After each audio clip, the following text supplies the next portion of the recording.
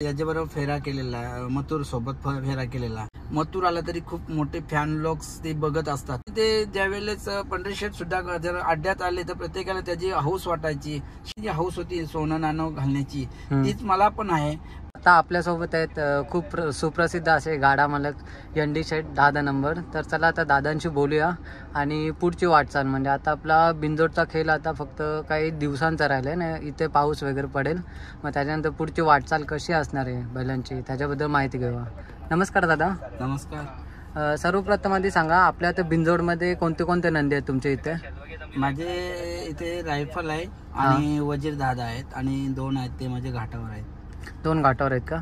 आणि पुढचं आता नियोजन कसं असणार आहे, कारण की पावसाळ्यानंतर इथं आपलं खेळ राहणार नाही बिंदोडचा? नक्कीच, कारण की आता पाऊस म्हणजे खूप जवळ येताना सर्वांना दिसत आहे आणि प्रत्येक गाड्या मालक आपला जेवढ्या मुंबईमध्ये शर्ती करता येतील तेवढ्या करण्याचा प्रयत्न करतात. तर त्याच प्रयत्नात मी असेल. मी बघायला गेलं आपले राहुलबाई आणि तुमचं फार्मर्स जवळजवळच आहे ना बुर्दुलमध्ये?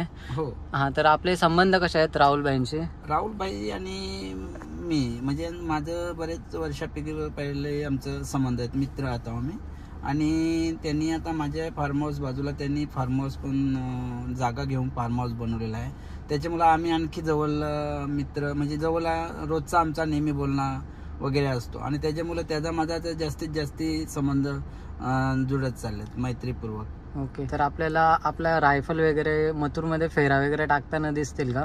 नक्कीच, कारण का आता रायफल जेव्हा आदत असताना मी रायफल आणि वजीरचा आम्ही याच्याबरोबर फेरा केलेला, मथुर सोबत फेरा केलेला आणि नंतर रायफल घेतला. रायफल लहान असताना मी त्याला विचारलं, पण आता रायफल आपल्याला खूप गतीमध्ये पळताना दिसतोय, त्याच्यामुळे आता मला कुठली अडचण येणार नाही. आणि राहुल भाई सुद्धा मला जर मी त्यांना विचारलं तर तो कधी नाही बोलणार नाही असं काय आम्ही, आणि तो लवकरच आमचा पैरा जुळण्यात येईल. आणि मागे आपल्या खासदार केसरी आणि माझ्या वाढदिवसानिमित्त जो भरवलेला मैदान गेल्या वर्षांचा, त्या मैदानामध्ये सुद्धा खासदारांना जो नेण्याचा जो मान सन्मान जो माझ्या वजीरला मिळाला. वजीर आणि मथुर या 2 बैलांच्या गाड्यांनीच आपला खासदारांचा सन्मान केला होता. म्हणजे संपूर्ण रस्ता त्यांना तिथून घेऊन आले होते आणि त्यावेळेसच मला वाटलं की माझ्या वजीरचा एक सन्मान, म्हणजे एक मथुरच्या बरोबर पळण्याचा जो मौका मिळाला मला.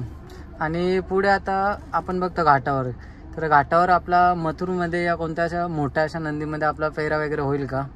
हो, आता सध्या घाटावर रायफल तर माझं खूप चर्चेतच आहे. म्हणजे प्रत्येक चांगलीच बैला टाकून आम्ही तिथे. तर दादा, आपण बोलतो की 10 सरकार, जसं काय तुम्हाला पण 10 सरकार म्हणून ओळखलं जातं, तसं आपले स्वर्गीय पंढरी शेठ फडके त्यांना देखील 10 सरकार आपण बोलायचो. तर त्यांच्यासोबत एखादा असं तुमचा अनुभव वगैरे आहे का शर्यतीचा?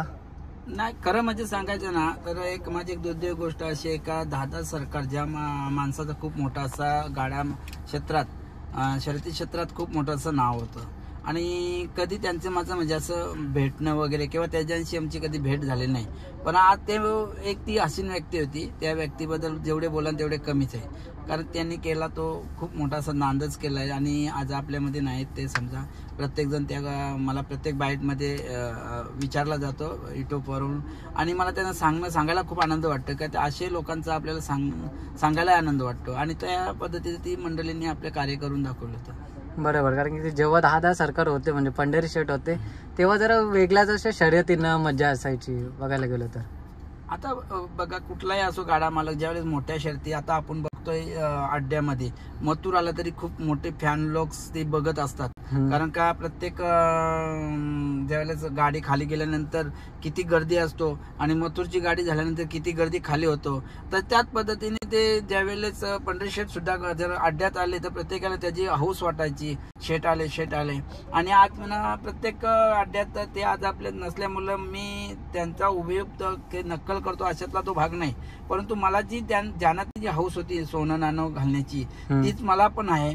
पण मी पण पहिल्यापासूनच सोनं नाणं घालतो आणि मलाही ते कधी कधी आपली प्रेक्षक वर्ग किंवा काही गाडा मालक म्हणा त्या पंढरी शेठ फडके यांच्या नजरेने बघत असतात आणि मलाही त्यांचा 10 जो सरकार नाव जो होता तो आज मला कधी प्रत्येक जण विचारत असतो का बाबा हा पंढरी शेठ नंतर एनडी शेट्टी हे 10 सरकार म्हणून, कारण माझ्या गाडीचा नंबर सुद्धा 10 आहेत. त्याच्यामुळे मला त्यांच्या नावाप्रमाणेच मला जरी बरीचशी अशी ओळखली जातात. तर दादा पुढच्या वर्षी आपली काय तयारी असेल का बिंजोडसाठी खास करून? नक्कीच, कारण का आज रायफल जो माझा चौसा आहे आणि वजीर आज बैल झालेला आहे. म्हणजे आता आज माझ्याकडे जर दुसामध्ये किंवा आदातमध्ये जर गाडी हाकलायची झाली तर माझ्याकडे सध्या तरी आदात किंवा दुसा नव्हता. त्याच्यामुळे मी नवीन खरेदी केलंय. माझं नवीन खरेदी म्हणजे एक टायगर म्हणून केले, टायगर 10 आणि बादल 10. आणि आजच्या दिवसात बघायला गेलो तर टायगरचं स्पीड बघायला गेलो तर रायफल आणि टायगर पुढच्या वर्षीमध्ये नक्कीच माझी घरची गाडी पळेल. आणि बादल सुद्धा जर आहे म्हणजे मला कुठल्याही प्रकारची आदात किंवा दुसामध्ये पळवण्यात अडचण येणार नाही. आणि मी बिंजोडला सुद्धा ती गाडी स्वतःची घरची हाकलणार आहे. बरोबर. चला दादा, मी तुम्हाला पुढची जी पण तुमची वाटचाल आहे त्याच्यासाठी खूप खूप शुभेच्छा देतो. आणि तुम्ही मला तुमचा मोलाचा वेळ दिला त्याच्यासाठी खूप खूप आभार. थँक्यू.